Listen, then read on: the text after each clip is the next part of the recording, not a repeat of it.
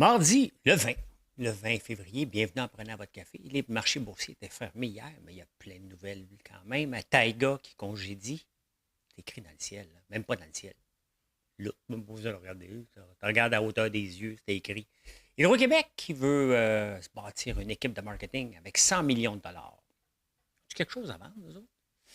Le point de presse de François Legault, on va en parler. Hein? On va en parler du point de presse de François Legault. Tiens, on va bâtir un nouveau réseau express de vélo sur Jean Talon. Ça va chialer qu'on ne prend pas l'autobus après. Je vous amène le 20 février 1917. L'inflation de retour, je vais vous dire pourquoi. Et l'inflation qui va bien en Argentine. Et Trump qui vend des souliers. Pendant ce temps-là, il y a une inquiétude majeure à New York. Je cherche le piton. C'est parti.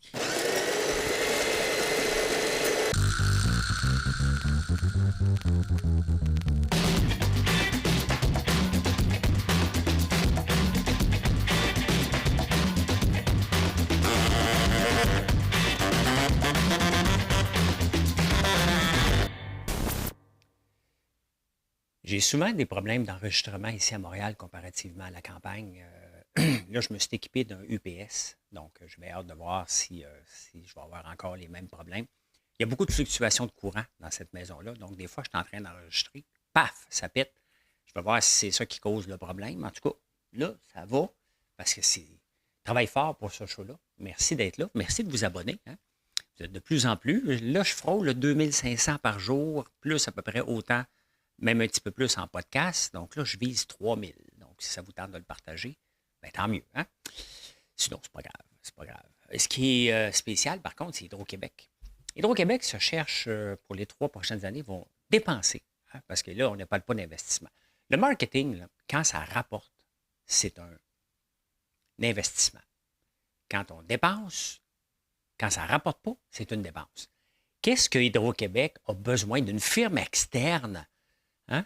Des firmes externes pour venir l'aider à faire sa campagne de marketing. Y a-t-il quelque chose à nous vendre, eux autres? On est là, ça va du courant. La chose qu'on veut, nous autres, c'est du courant. Ils vont faire du marketing, pourquoi? Pour nous dire hein? De laisser lumière allumée? Comment ils pourraient bien faire ça, là? Aujourd'hui, en pleine journée, pourquoi ne pas vous laisser illuminer en gardant les lumières allumées? C'est gratis. Même pas besoin de dépenser 100 millions. Non, mais pourquoi? On ne fait pas de démarchage à l'étranger, on ne fournit pas ici, on refuse des entreprises ici parce qu'on manque d'électricité, puis on va dépenser 100 millions. Même pas à l'interne. Hein? On s'en va à l'externe pour ça. Simonac, qu'on est con. Hein? On est con. Hein? On enchaîne. Hein? En parlant de grandes entreprises, hein? Ça sort un peu partout dans tous les journaux, la façon que les grandes entreprises ont l'aide du gouvernement. Hein? Que ce soit pour ne pas respecter les règles, un peu comme Nordvolt. Parce qu'ils ont dit, regardez, les grandes entreprises, on les a aidées. Puis c'est ce que je demande. Hein? Est-ce que je suis contre ça? Non, mais je voudrais que ça soit pour tout le monde. La même chose avec Montréal. Bon, je me promène dans les rues de Montréal, ben, sur la rue Laurier-Saint-Joseph, dans mon coin, là, où j'habite. Et je regarde constamment, puis je me dis, maudit que ce building-là pourrait être plus haut, ce building-là. Donc, les villes sont hauts pour aider. De venir cogner à des portes. C'est bien facile de dire, on n'a pas d'entrepreneur. Tu t'en vas cogner à la porte. Tu te dis, c'est à toi le building. T'entends-tu qu'on t'aide? As-tu déjà pensé de mettre 10 étages là-dessus? On va t'aider. Tu sais, au lieu que ça soit passif, qu'on ait les fonctionnaires qui sont proactifs, bien, quand j'entends que Nordvolt a eu de l'aide pour bâtir son projet, ça serait le fun, nous autres aussi, un peu, tous les autres entrepreneurs. Nous autres, les autres entrepreneurs normaux, la seule chose qu'on veut, c'est la foutue paix. On ne veut pas de subventions. La plupart des gens, les vrais entrepreneurs, là, ne courent pas les subventions. Il y a un projet, ils ont une idée, ils veulent l'amener à terme. Puis ils disent, il y a une subvention, je vais la prendre. Mais regardez, le dernier là, qui a bâti, pas le dernier, mais le plus connu, qui a bâti une entreprise basée sur des subventions et des changements de loi, là, hein, il s'appelle Alexandre Taillefer avec Théo Taxi. Vous voyez comment ça n'a pas pris de temps qu'on a flambé 60 millions tout croche. Là. Bien, c'est ça. Les entrepreneurs ne veulent pas de subventions. Ils veulent juste, ils ont une idée. Ils veulent avancer. Puis ils veulent que le gouvernement les aide. Comment que le gouvernement peut nous aider à commercialiser? La commercialisation. Moi, regardez, Il y a quelqu'un, Monique, qui me met en contact avec l'ambassade ou le bureau de vente du Québec à Los Angeles, en Californie. Il y a ça. Hein? Je leur ai parlé. Première chose qu'ils ont fait, ils m'ont présenté une consultante en alimentation qui va m'ouvrir des portes. Il fallait que je paye combien? 4 000 $ par mois. Il n'y a pas de garantie là, que dans 18 mois, disons, on parle d'un projet de 18 à 24 mois. Voyons donc, oui. Voyons donc. T'sais, si le gouvernement veut qu'on perce à l'étranger, faites-moi pas appeler le bureau de Los Angeles pour qu'après ça, on me plante un consultant américain d'en face pour que je dépense 4 000 $ par mois en espérant qu'on va avoir quelque chose. Mais non, j'ai dit non tout de suite. Là, ça ne marche pas comme ça. Là. Ça ne marche pas comme ça, la vie. Là. Mais c'est ça qu'on veut. On veut de l'aide. Moi, j'aimerais ça. Le gouvernement dit François, tu fais des produits d'érable, tu fais des produits comme ça, tu fais des produits comme ça. Veux-tu qu'on t'aide? La réponse est oui. Donc, si on aide notre vol, pourquoi qu'on n'aide pas? Pourquoi les villes ne se promènent pas au lieu d'être plantées dans des bureaux? Vous dites, ton projet ne marche pas. Non, non, non. Ça, là, je vais faire des devoirs. C'est quel devoir je dois faire? Hey, pas payé pour te le dire. Non, non. Il faut être proactif. C'est ça qu'on veut de nos fonctionnaires. Au nombre de fonctionnaires qu'on a, là, je pense qu'ils peuvent être un petit peu plus proactifs que ça. Hein? Il y a une nouvelle qui a passé dans le beurre un peu la semaine passée. Les États-Unis ont donné 93 milliards, je pense, peut-être plus, mais dans ces eaux-là, à l'Ukraine.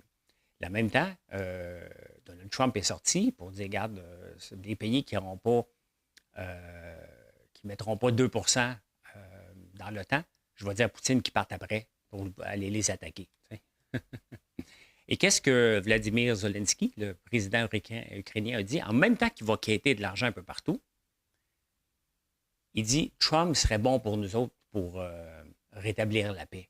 Et sincèrement, là, mauvais timing. Et d'ailleurs, il va falloir trouver une solution. Et la solution n'est pas de continuer à pomper de l'argent en Ukraine. Hein. La semaine passée, je vous ai montré un article de journal, je pense qu'il date de 1944 ou 1950, où la guerre était pognée déjà entre l'Ukraine et Moscou. Ce sont des guerres plus que centenaires. On essaie de régler ça. Il faut arrêter à un moment donné de bombarder. Il faut trouver une autre solution que se battre contre Poutine. Là. Ça n'a plus de sens. Ça va être encore comme ça. Fait que c'est sûr qu'il faut arrêter de mettre de l'argent là-dedans. Il faut dire, regarde, là, on va s'asseoir. Là. Il n'y en aura plus de guerre, mais il va falloir que tout le monde cède quelque chose parce que ça ne peut plus continuer comme ça. Malheureusement, tu es pogné avec un fou qui est Poutine et il faut trouver une solution. La solution, ça va peut-être se passer au Québec, qu'on s'en va là.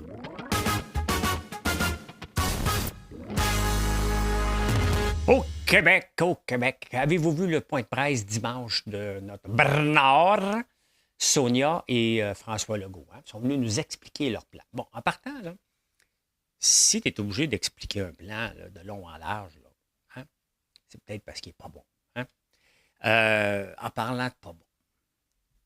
Première chose qui vient, ce n'est pas un point de presse pour nous dire la vie est belle en éducation, on a tout réglé. Les profs ne sont pas contents. La population n'est pas contente. Les services aux élèves, personne n'est content. On parle qu'on va rajouter 4000 personnes de plus dans l'aide aux classes. Je vais vous parler encore d'un exemple typique d'une école qui fonctionne avec les besoins de l'enfant et une école qui fonctionne selon les syndicats. Gaël, le fils de Marilyn, ma blonde, va dans une école normale, publique. Première journée cette année, plan d'intervention. Marilyn a dit, ouais, mais tu sais, le prof qu'il y a, c'est pas un prof trop adapté à lui. Elle dit non, on l'a mis avec elle parce que c'est une enseignante avec de l'expérience, puis elle va le casser pour le rentrer dans le moule, parce qu'il est en plan d'intervention. En partant, ça passe mal. Là. Ils mettent une professeure qui est à sa dernière année d'école. Elle n'a pas de patience. C'est normal. N'aurait pas moi non plus. Une semaine après, Marilyn a dit OK, ça ne marchera pas. Là. Je vais sortir mon gars d'ici, je vais aller au privé, je vais payer. Elle ne voulait pas payer. Depuis ce temps-là, il est passé d'un élève en plan d'intervention. Oui, il est hyperactif, comme bien des garçons. Okay? Il y a 10 ans, en plan d'intervention, à élève avec des notes de 90 et plus. Pourquoi? Parce qu'il n'y a pas de besoin syndical. Il n'y a pas de besoin, il faut que je satisfasse. Non, non, on satisfait le client en premier lieu. Et c'est ça qui fait défaut dans notre système. Donc ça, quand même qu'on a mis de l'argent, là, personne. Cet argent-là va nous coûter la peau des fesses et c'est ça qu'il veut nous expliquer dans le fond. Bernard, François Legault, ce qu'il est venu faire avec sa gang, là, il est venu nous dire, regardez bien, là, dans un mois, on va déposer le budget et ça va être la faute des profs. Ça va coûter cher, ça va être la faute des profs. Parce que c'est bien évident qu'on a donné des milliards On n'a pas de flexibilité. Bernard dit, ouais, de la flexibilité, on va faire l'assignation des classes le 8 août au lieu du 24 août. C'est parce que les élèves rentrent le 25. Oui, oui, mais syndicat.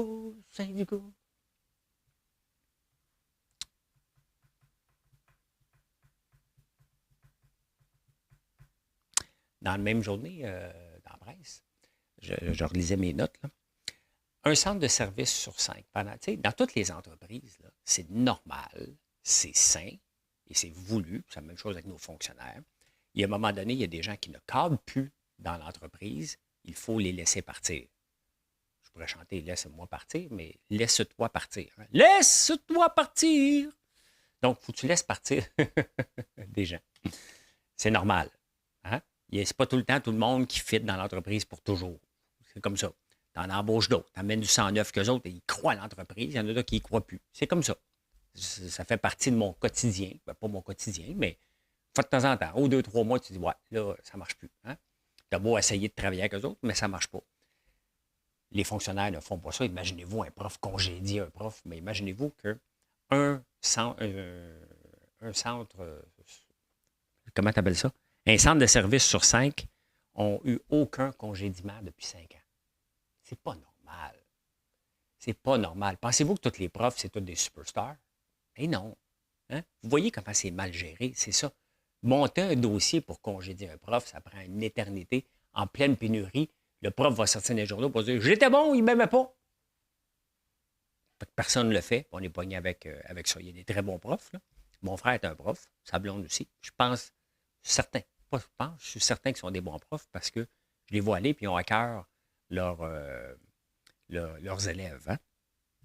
Voilà.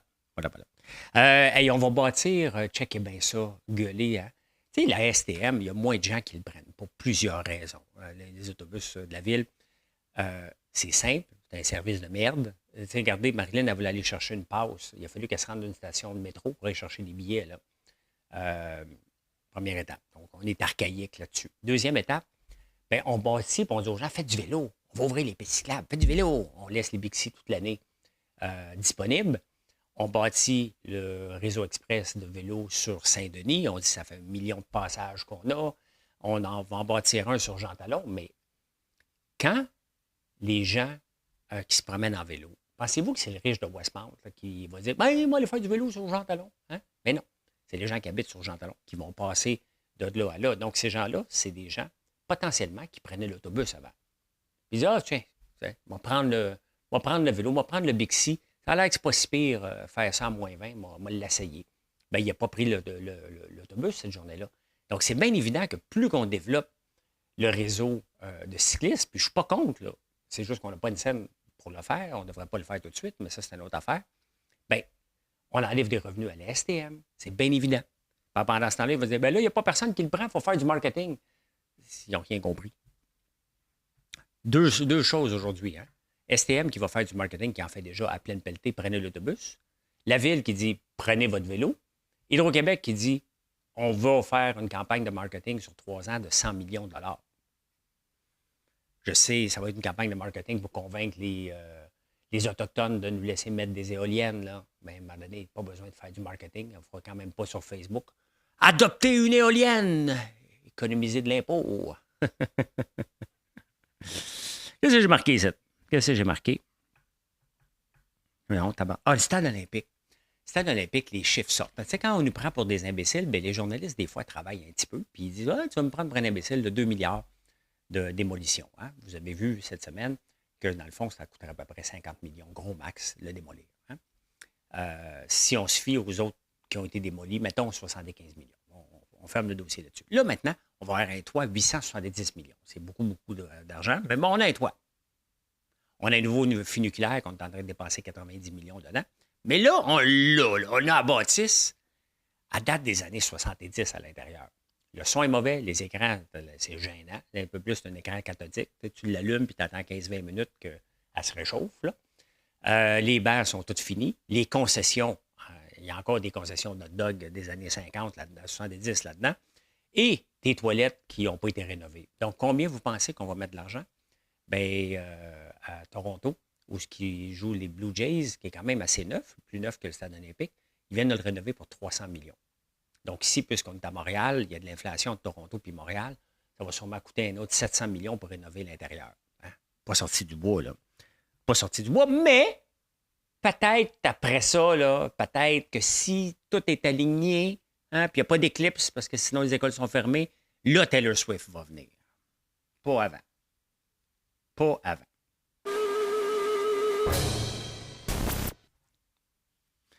Ah, c'est un petit sujet aujourd'hui à vous tomber sur la tête. Je vous amène le 20 février 1917. Voilà, je suis là. Truc habile pour pincer les voleurs. Hein? Un citoyen installe un jeu de clochettes qui donne de bons résultats. Hein? Un prévenu qui serait revenu à la charge. Le propriétaire averti aussitôt le poursuit nu-pied dans la neige. Hein? Je vais vous expliquer ce qui s'est passé. Quand même, on est en 1917. On a inventé plusieurs moyens de surprendre les voleurs sur le fait, mais l'un des plus efficaces, c'est, croyez-nous, l'installation d'un jeu de clochettes qui, à la moindre tentative d'infraction, fait entendre un carillon qui avertit le propriétaire de la visite nocturne des rôdeurs. Hein? Le 29 décembre dernier, M. Léonidas Morissette, qui demeure numéro 27 rue Maisonneuve, se faisait voler une douzaine de poules par des cambrioleurs qui avaient été jusqu'ici impossible de découvrir malgré un rapport eût été fait à la sûreté. Hein? Donc, il n'était pas satisfait de la police. Il a décidé de se mettre un jeu de clochettes dans le poulailler. Mais jamais le moindre bruit s'était fait troubler jusqu'à hier soir. Oui, hier soir, alors que toute la famille a été mise en grand émoi. Hein? Samedi soir, le propriétaire recevait la visite d'un individu qui lui offrit en vente une dizaine de poules, parmi lesquelles il crut reconnaître 2 de ses volailles qui avaient été volées plus d'1 mois auparavant. Fait que le voleur est venu, il revendre des poules, un samedi soir en plus, hein, le 29 décembre. Et vers 9 h, alors que toute la membre de la famille causait tranquillement hein, entre eux, il n'y avait pas de chienne dans ce temps-là dans les familles. Il me semble qu'à 9 h le soir, nous autres, ça se bataille. T'as moi télécommande. Non, ça, c'était dans le temps jeune. Donc, il était nu-pied, il entendit la clochette, puis il est parti à courir après les bandits, grâce au réseau de clochettes. La même journée, dans le journal, on parle aussi de est-ce que le Canada, projet d'union entre le Canada et Terre-Neuve, on est en 1917, on en parlait en 1917, ça s'est passé en 1949, hein, la Terre-Neuve qui a joint la Confédération. Donc, c'est pas d'hier, ça prend du temps hein, avant de changer d'idée comme ça. Vraiment finance, c'est ici l'hôpital.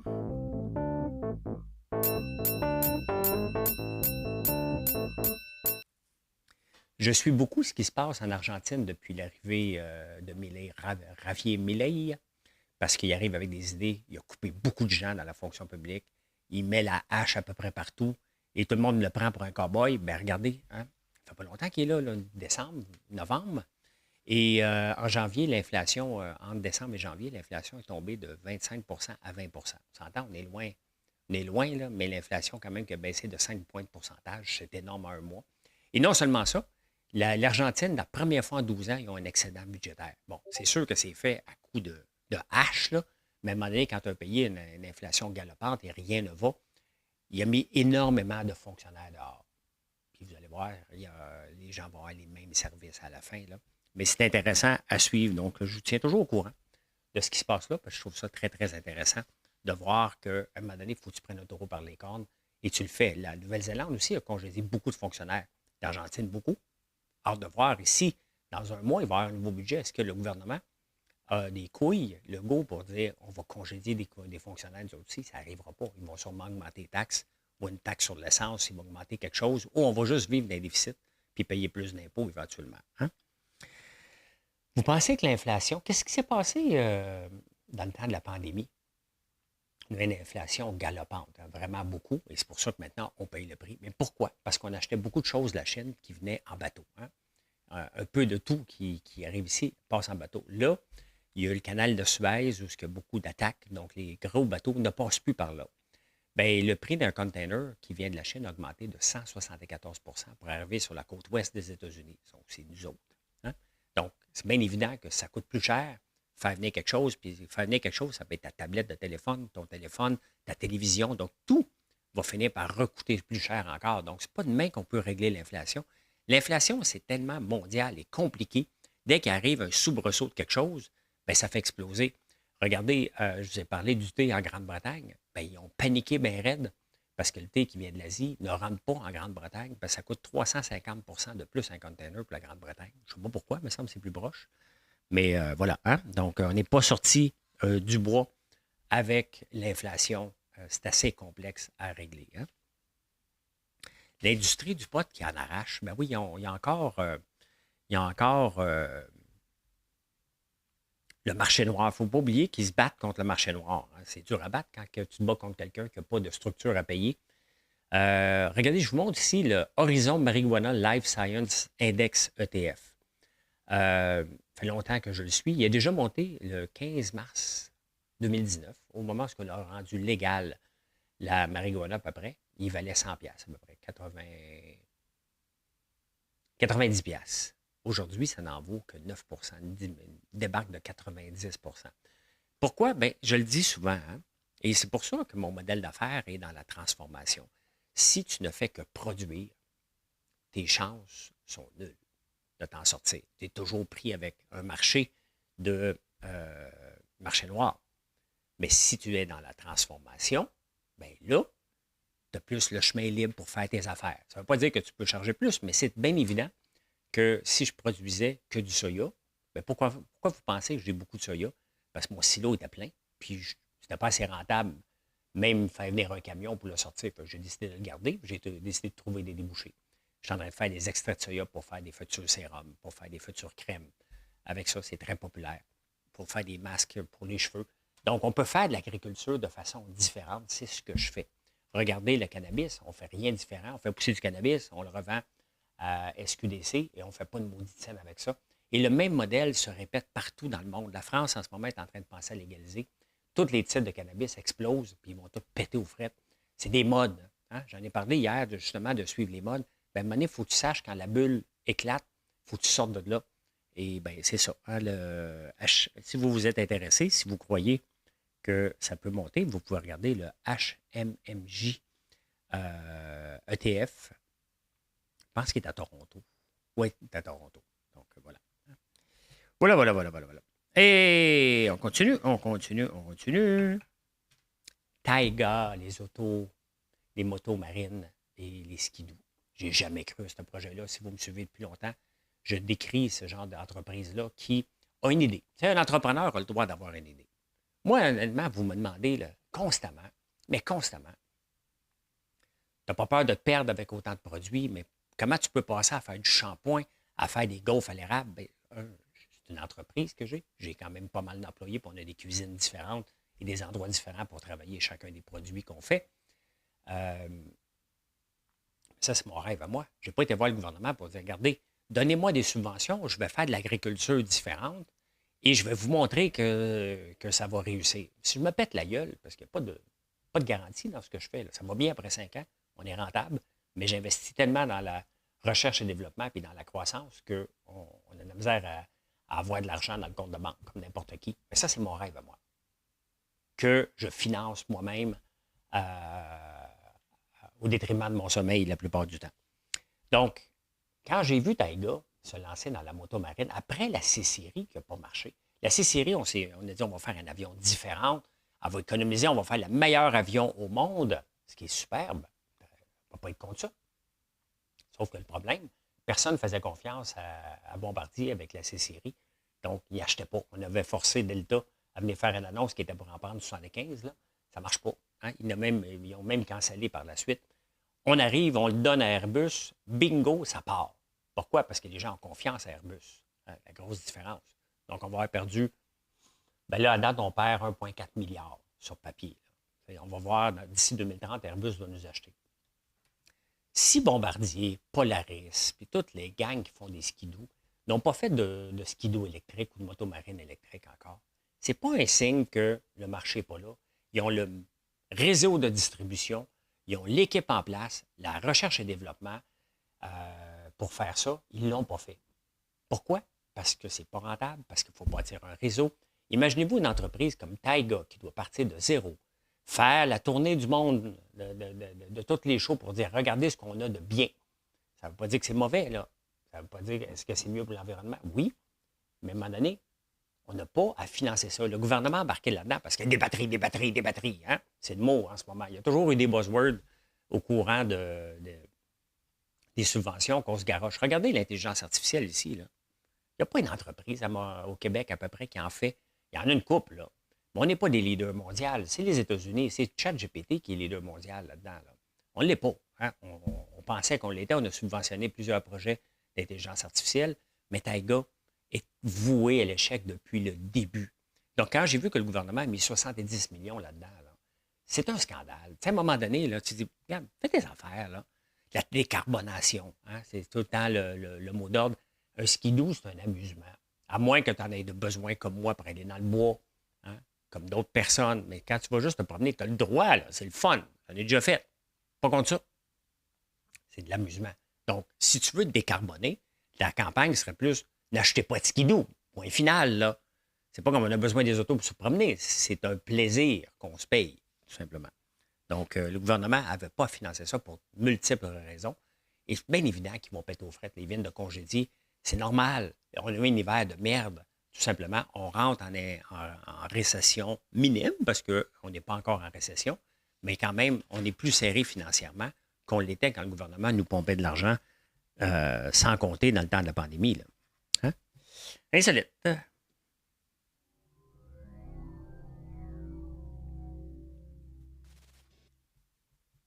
Grande inquiétude à New York. Oui, puis là, c'est pas Donald Trump. Là. Non, une grande inquiétude parce qu'à New York, ils aiment la pizza mince que tu peux plier puis manger. Là, puis tu es toujours pressé à New York. Là, le problème, là, c'est que la pizza de Détroit commence à faire sa place. Une pizza extra bœuf, épaisse, carrée, même pas une pizza ronde, une pizza carrée servie, commence à envahir New York. C'était dans la 3e page du New York Post. C'était quand même important, là. Tu sais? Hey, les restaurants Michelin, il y a un grand débat. Ça a l'air qu'il y a une équipe de notation de Michelin qui s'en va à Québec, hein, noter des restaurants. Donc, normalement, quand ils viennent, ces gens-là, il faut que tu les invites, tu les payes. Hein? Ils ne viennent pas sur le bras et disent oh, on va découvrir un restaurant à Québec. Non, non. C'est le restaurant de Québec qui dit moi, je pense que je me qualifie pour un Michelin. Viens, on faire un tour. Et on n'a pas à Montréal non plus les restaurants Michelin, pas à ma connaissance. Si je me trompe, bien, vous me le direz. Pas en me chicanant. Hey, l'imbécile, quand tu fais une nouvelle, c'est là, savoir si tu parles, si tu fais de la désinformation. Il me semble qu'il n'y en a pas. Mais vous savez, l'élément, l'ingrédient, si tu veux avoir un restaurant Michelin, là, première affaire que tu dois mettre sur ton menu, quelque part, c'est des pommes. 57 des restaurants Michelin ont des pommes au menu quelque part. Hein? Le deuxième ingrédent qui est le plus hot, c'est des truffes. Il me semble qu'on pourrait mettre de l'ail noir dans un restaurant Michelin. Il me semble. Hein? J'ai tellement hâte. En terminant, j'étais tombé là-dessus. Je pensais que c'était une joke. Ben non, c'était pas une joke. Regardez ça. Donald Trump, il vend des sneakers, des espadrilles hautes, là, comme de basketball. Là. Il les vend à 399 piastres US, donc à peu près 550 piastres canadiens. Il est sold out. Il a vendu ses 1000 paires d'un coup. Puis il y en a 10 randomly autographed by Trump. Il y a un gars qui a montré ses réseaux sociaux, payé 9000 piastres ces sneakers autographiés par Donald Trump. Il est tombé sur la tête, ça s'appelle Get Trump Sneakers. Hein? Là, il va y avoir d'autres types de souliers là, hein, à 200 piastres. Tu peux pre-order. Il y a du parfum, moi aussi j'en ai. Donc, Victory 47. Il vend de la merch. Le futur président des États-Unis, l'ancien président, il vend de la merch. Québec solidaire aussi, les autres pays partis aussi en vente. Hein. Québec solidaire avait dit dans la dernière campagne, nous autres, on n'achète que des produits faits au Québec, ce qui n'était pas vrai. Et seulement par des entreprises qui sont syndiquées. On ne veut rien savoir des entreprises qui sont non syndiquées parce que c'est des exploiteurs. Hein. Ben, en parlant d'exploiteurs, je n'ai pas exploité, puis mon système n'a pas pété aujourd'hui, donc je suis heureux. One shot take, donc je n'ai pas besoin de refaire du montage ou de recommencer à zéro. Merci d'être là. Passez un excellent mardi. Et venez nous voir sur françoislambert.one.